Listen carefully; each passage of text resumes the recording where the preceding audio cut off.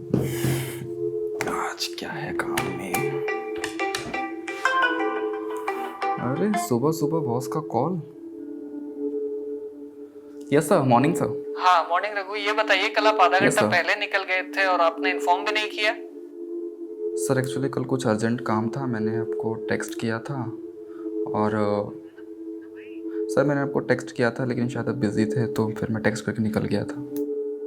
अरे यार, तो कम से कम रिप्लाई का वेट करना चाहिए था ना। आपके अर्जेंट काम के चक्कर में हमारा टारगेट बैठा हुआ है। ध्यान रखा करो यार इन चीजों का। Sorry sir.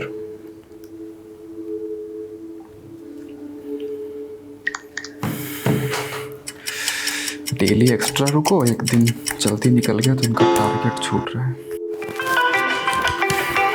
मम्मी। निकल गए?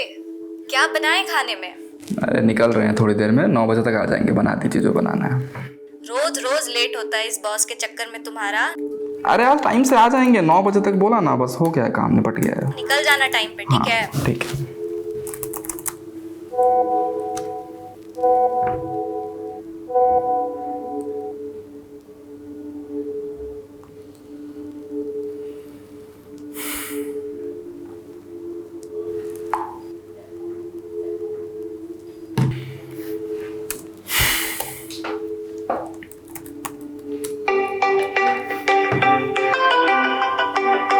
क्या रहे क्या? Hello, yes sir. हाँ रघु। Yes sir. यार अगले हफ्ते वाला ना तुम्हारा वीक ऑफ कैंसिल करना पड़ेगा। एक्चुअली काम ज्यादा है और 2 लोग छुट्टी पे हैं, तो थोड़ा मैनेज कर लेना, ठीक है? ठीक है सर। ओके।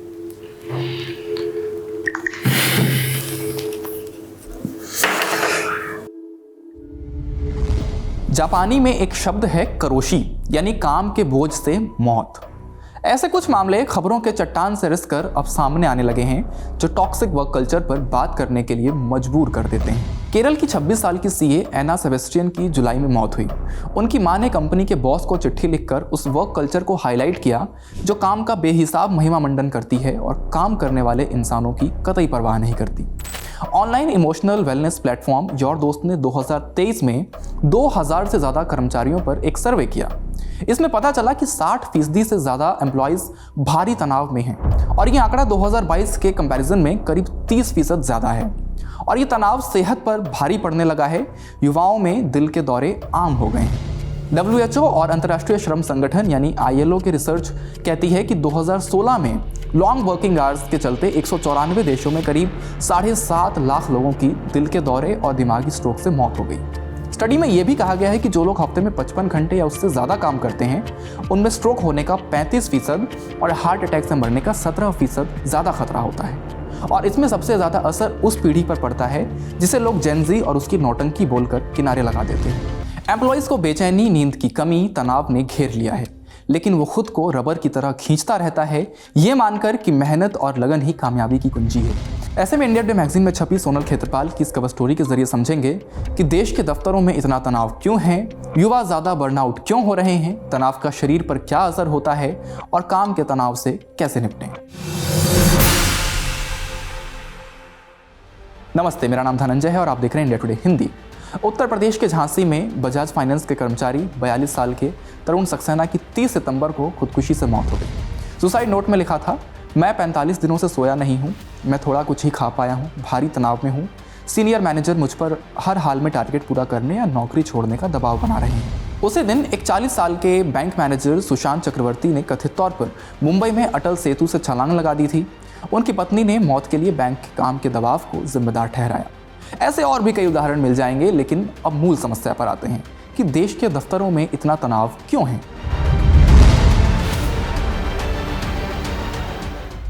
लोग हमेशा कड़ी मेहनत करते आए हैं और कड़ी मेहनत करना कोई समस्या नहीं है। बिल्कुल तनाव ना होने से भी कर्मचारी बुझे से और चलताऊ काम करने लग सकते हैं। एक्सपर्ट्स कहते हैं कि समस्या तब बनती है जब बर्दाश्त करने की क्षमता पूरी हो जाए। हाल में इन्फोसिस के को-फाउंडर नारायण मूर्ति ने हफ्ते में कम से कम 70 घंटे काम करने की वकालत की। उन्होंने अपनी बात को मजबूत करने के लिए जापान और जर्मनी के लोगों का उदाहरण दिया, जिन्होंने द्वितीय विश्व युद्ध के बाद ऐसे ही काम किया था। लेकिन दूसरी तरफ देखेंगे तो नतीजे में जापान को करोशी मिला, वही करोशी जिसकी बात हमने शुरू में की। लंबे घंटों तक काम करना आज भी देश में प्रोडक्टिविटी का पैमाना है। इसीलिए कोई हैरानी नहीं होती जब आईएलओ के आंकड़ों में भारत उन देशों में दूसरे नंबर पर है जहां लंबे घंटों तक काम करने वाले लोगों का फीसद सबसे ज़्यादा है। 51% से ज़्यादा भारतीय कर्मचारी हर हफ्ते में 49 घंटे से ज़्यादा काम करते हैं। अब ऑफिस की ड्यूटी शुरू या ख़त्म करने का कोई तय समय नहीं। 24x7 वाली टेक्नोलॉजी की बदौलत एम्प्लॉयज़ को हमेशा फ़ोन या ईमेल से चिपके रहना पड़ता है।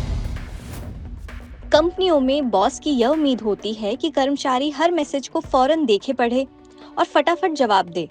इससे तनाव काफी गहरा हो जाता है।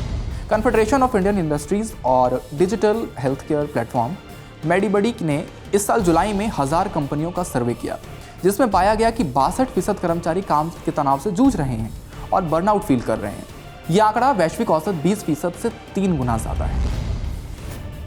काम के लंबे घंटों का सीधा सा मतलब है कि कंपनी कर्मचारियों या मानव पूंजी के मद में ज्यादा खर्च नहीं कर रही, और इसका नतीजा यह कि काम के बोझ को साझा करने के लिए वहां पर्याप्त लोग नहीं। कोई सबसे ज़्यादा बर्नआउट है तो वो युवा है। इंडस्ट्री बॉडी नेस्कॉम के एक सर्वे में पता चला कि टेक कंपनियों में 90% से ज़्यादा कर्मचारी मिलेनियल्स और जेन जी पीढ़ी के हैं। इसलिए अब बात करते हैं युवा इतना बर्नआउट क्यों हो रहे हैं। योर दोस्त और गैल्प ने स्टडी करके कुछ आंकड़े जुटाए जो भारत में कामकाजी लोगों के बीच तनाव की स्थिति बताते हैं। रोजाना तनाव भारत में 32% एम्प्लॉयज महसूस करते हैं। वैश्विक औसत 41% का है। रोजाना गुस्सा आना भारतीय 35% और वैश्विक औसत 21%। रोजाना उदासी भारत में 42% और वैश्विक औसत सिर्फ 22%। युवाओं में ज़्यादा तनाव की बात करें तो 21 से 30 साल की उम्र में 64% लोग तनाव से जूझ रहे हैं। 31 से 40% की उम्र के करीब 59% लोगों में तनाव है और 41 से 50 की उम्र में 54% लोग तनाव से जूझ रहे हैं। और इतना ज़्यादा तनाव क्यों है, इसके लिए हमने कुछ पॉइंटर्स जुटाए हैं, आपको एक एक कर बताते हैं। काम के लंबे घंटे, वीकेंड और छुट्टियों के दौरान भी काम करने की उम्मीद करना, काम का भारी बोझ, 24 घंटे कनेक्टिविटी, ग्लोबलाइजेशन और सर्विस सेंटर की इकोनॉमी के उभार के चलते लोग शिफ्ट्स में काम करने को मजबूर। युवा लोगों को सीनियर पद दिए जा रहे हैं जिन्हें लोक व्यवहार का वैसा अनुभव नहीं होता। कर्मचारियों को अगले 2-3 दशक तक प्रासंगिक बने रहने के लिए काफ़ी कुछ नया सीखना पड़ रहा है और काफ़ी कुछ भूलना पड़ रहा है। नौकरियां जल्दी जल्दी बदलने की आदत के चलते कलीग्स के साथ भावनात्मक रिश्ते नहीं बन पाते। जेनजी और मिलेनियल्स पे प्रेशर सबसे ज़्यादा है। बढ़ती महत्वाकांक्षाएं और इंस्टेंट ग्रेटिफिकेशन के कल्चर के चलते ये लोग कम उम्र में ही मैनेजर्स बन रहे हैं, जल्दी जल्दी प्रमोशंस भी ले रहे हैं, जॉब्स भी उतनी ही जल्दी स्विच कर रहे हैं।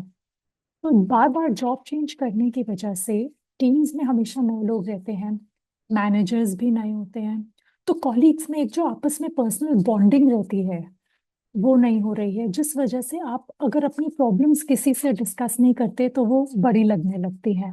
तो वही सपोर्ट सिस्टम जो पहले ऑफिसेज में होता था वो अब नहीं है, और ये प्रॉब्लम हाइब्रिड वर्क एनवायरनमेंट के चलते और बढ़ गई है, क्योंकि रिमोट वर्कर्स जो हैं वो ना अक्सर दिखते हैं ना सुनाई देते हैं। मैं एक इधर रिसर्च कोट करना चाहूंगी सोशल साइकोलॉजिस्ट जॉनथन हाइट की। उन्होंने अपनी किताब एंशियस जेनरेशन में वो कह रहे हैं कि एक फोन बेस्ड चाइल्डहुड, जिसमें वो बच्चे जो खेलने की जगह अपने फोन पे गेम्स खेल के बड़े हुए हैं, उनमें रिस्क टेकिंग कैपेबिलिटी, एक डीप रिलेशनशिप्स, दोस्ती यारी बनाने की क्षमता बहुत कम होती है। जिस वजह से जब यही लोग जब वर्कफोर्स एंटर करते हैं तो उनमें रिजिलियंस, रिस्क टेकिंग कैपेबिलिटी वो नहीं होती है, वो उस तरीके से मैनेज नहीं कर पाते हैं, वो रिजिलियंस मिसिंग होती है जो आपको सक्सेस की ओर बढ़ाती है। और तभी इन लोगों में आप देखेंगे तो एंजाइटी, सेल्फ हार्म, डिप्रेशन, ये यंग लोगों में इसीलिए आजकल ज्यादा हो रहा है।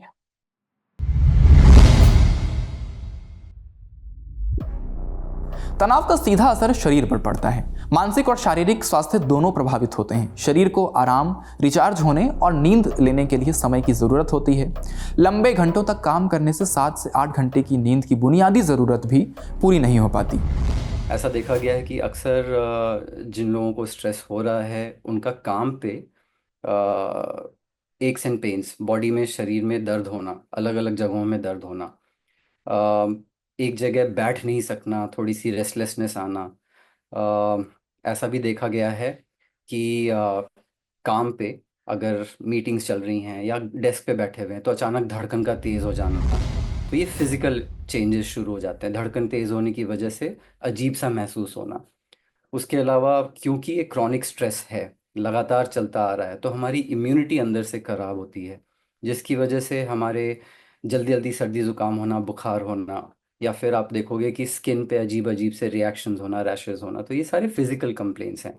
एक और बहुत कॉमन है जो कि फिजिकल और मेंटल के बीच को की एक तरह से कड़ी है, वो है नींद खराब होना। तो अक्सर ये देखा गया है, स्ट्रेस लंबे समय तक चल रहा है, स्ट्रेस हैंडल नहीं हो पा रहा, नींद में खराबी शुरू होती है।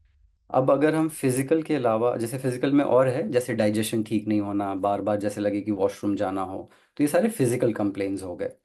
अब अगर हम मेंटल हेल्थ की बात करें, तो मेंटल हेल्थ पे इसका इम्पैक्ट ज़्यादा सिवियर होना, एक तो नींद का ख़राब होना, उसके साथ साथ अगर ज़्यादा समय तक, लंबे समय तक स्ट्रेस चलता आ रहा है, तो मन में उदासी, मन में घबराहट का होना, हर वक्त ऐसा लगना कि कुछ गड़बड़ हो जाएगा, एक चिंता या तनाव उत्पन्न होना मन के अंदर, चिड़चिड़ा स्वभाव हो जाना, काम पे बैठे हैं लेकिन लोगों से बातचीत करने का मन ना करना, अकेले अकेले रहना, लंच ब्रेक हो रहा है, मैं बाकी लोगों के साथ ना बैठकर अकेले खाना खाकर जल्दी काम पे जाओ, काम ख़त्म करो। एक स्ट्रेस हमेशा चौबीसों घंटे चलता है। तो इससे मन में उदासी के भी लक्षण, इनफैक्ट डिप्रेशन के लक्षण दिखने शुरू हो जाते हैं। इंसान लोगों से बातचीत करना पसंद नहीं करता, एक थकान सी महसूस होती है, चीज़ों में इंटरेस्ट ख़त्म हो जाता है, ऐसा लगता है कि मुझसे अब कुछ हो नहीं पाएगा, कॉन्फिडेंस में कमी आ जाना। तो हर वक्त एक घबराहट की वजह से मीटिंग्स में एक तनाव महसूस होते हुए लगे कि मुझसे कुछ हो नहीं पा रहा है, हर चीज़ छूटता जा रहा है। तो ये मानसिक चीज़ों में तब्दील होना शुरू हो जाता है। रेयर केसेस में जब इंसान बिल्कुल ही हेल्पलेस और होपलेस फील करता है, जब उसे लगता है कि मुझसे कुछ भी नहीं हो पा रहा, तो ये मानसिक स्थिति को इतना ज़्यादा इम्पैक्ट कर सकता है कि इंसान वर्थलेस फील करना, कि मैं किसी लायक नहीं हूँ। और ऐसी स्थिति में कभी कभी गलत कदम उठाते हैं इंसान।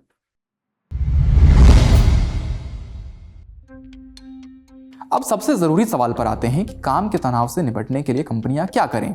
हमने एक्सपर्ट्स, प्रोफेशनल्स और प्रभावित लोगों से बातचीत के आधार पर कुछ पॉइंट्स तैयार किए हैं जिन्हें अपनाकर कोई भी कंपनी अपने एम्प्लॉयज़ के लिए एक अच्छा वर्क एनवायरनमेंट क्रिएट कर सकती है। एक एक कर आपको ये पॉइंट्स बताते हैं। कंपनियों के प्रमुख लोगों को अपने मानसिक स्वास्थ्य, छुट्टियां लेते रहने और मानसिक सेहत पर खुलकर चर्चा करनी चाहिए। खुली चर्चा को बढ़ावा दें। कलीग्स को भरोसा दें कि गोपनीयता हमेशा बरकरार रहेगी। काम के घंटों के बाद काम और मीटिंग्स को बढ़ावा न दें और छुट्टी का सम्मान रखें। मैनेजर्स को टीम मेंबर्स में तनाव और मानसिक समस्याओं की पहचान करने की ट्रेनिंग दें। स्ट्रेस मैनेजमेंट, सेल्फ हेल्प या मेडिटेशन जैसी चीज़ों पर ऑफिस में या ऑनलाइन प्रोग्राम करें। प्राइवेट काउंसलिंग सेशन शुरू करें। सभी पोजीशंस पर काम के बोझ का आकलन करें और ये आश्वस्त करें कि किसी के पास ज़्यादा काम ना हो। तनाव का स्तर और काम के प्रति संतुष्टि के आकलन के लिए सर्वे करते रहें। वर्क इन्वायरमेंट में कर सकते हैं जिससे हमें स्ट्रेस कम हो। तो एक तो कि छोटे छोटे ब्रेक्स लो, लगातार डेस्क पे बैठ के काम नहीं करना। हो सके तो काम जब आप कर रहे हो तो डिस्ट्रैक्टेड ना हो, अपना फ़ोन वगैरह यूज़ कम करो। जब आप ब्रेक कर रहे हो तो लोगों के बीच में बैठो, अपने वर्क कलीग्स जो भी हैं उनके साथ बैठ के अपने काम को डिस्कस करो, तो उससे थोड़ा आपको सुझाव मिलता है कि आप अपने स्ट्रेस को कैसे हैंडल कर सकते हैं। अपने स्किल्स को डेवलप करो ताकि जो काम आपको दिया जा रहा है वो आपको ज़्यादा परेशान ना करे, आपको लगे कि आप मैनेज कर सकते हो। लेकिन अगर ये सब करने के बाद भी आपकी तनाव में और इजाफा होता जा रहा है, बढ़ते जा रहा है, दैट इज़ व्हेन वी से कि अच्छा, इसके अलावा अब आप, अगर आपके कंट्रोल से बाहर जा रहा है, तो एक्सरसाइज पे ध्यान दो, अच्छा डाइट पे ध्यान दो, नशे की चीज़ों से दूर रहो। और अगर इन सब को करने के बाद भी ऐसा लगता है कि तनाव फिर भी ख़त्म नहीं हो रहा, किसी साइकोलॉजिस्ट से मिलिए, किसी मनोचिकित्सक से बात करिए, समझिए कि क्या हम इसे बात के ज़रिए हम ठीक कर सकते हैं या नहीं कर सकते। और अगर इन सब को करने के बाद भी ऐसा लगता है कि चीज़ें गड़बड़ होती जा रही हैं और हमारा मेंटल हेल्थ इसमें बिगड़ता जा रहा है, तब हम कहते हैं कि आप किसी साइकाइट्रिस्ट से मिलिए, उनसे बात करिए, और अगर दवा की ज़रूरत भी हो तो दवा को भी लेने से झिझकना नहीं है। डेलॉयट की 2022 की एक रिपोर्ट कहती है कि भारतीय कंपनियों को कर्मचारियों की खराब मानसिक सेहत की वजह से सालाना 14 अरब डॉलर का नुकसान उठाना पड़ता है। दुनिया की तीसरी सबसे बड़ी अर्थव्यवस्था बनने का लक्ष्य रखने वाले देश के लिए ये चिंता की बात होनी चाहिए। पर अगर कोई एम्प्लॉय वही 10-12 घंटे उसको रोज काम करना पड़ रहा है तो इसका मतलब ये है कि कंपनी ने वो प्रॉपर मैन पावर प्लानिंग नहीं करी हुई है। काफी बार कंपनीज प्रॉफिटेबिलिटी अपनी बढ़ाने के लिए भी मैन पावर कॉस्ट कम कर देती हैं और ये आजकल अक्सर देखा भी गया है। पर ऑर्गेनाइजेशंस को ये समझना होगा कि सिर्फ बॉटम लाइन चेज करना से is not the right aim. आपको अपने एम्प्लॉयज को भी साथ लेके चलना है और स्पेशली अब क्योंकि अब एम्प्लॉयज जो स्पेशली जेनजी और मिलेनियल्स हैं उनकी प्रायोरिटीज चेंज हो रही हैं, उनकी एक्सपेक्टेशंस चेंज हो रही हैं। उनके लिए एक सैलरी कमाना is not enough, they are looking for like a larger purpose. तनाव और प्रबंधन को लेकर उपाय तब कारगर साबित होंगे जब कंपनियां पहले ये स्वीकार करेंगी कि काम के लिए एक बेहतर माहौल देने की जिम्मेदारी उन पर भी उतनी ही है जितनी एक एम्प्लॉय से जिम्मेदार होने की उम्मीद की जाती है। आपका काम को लेकर होने वाले तनाव पर क्या मानना है, कमेंट बॉक्स में हमें अपनी राय ज़रूर बताएं। इस वीडियो में फिलहाल इतना ही। हमारे YouTube चैनल को सब्सक्राइब करना बिल्कुल ना भूलें। शुक्रिया।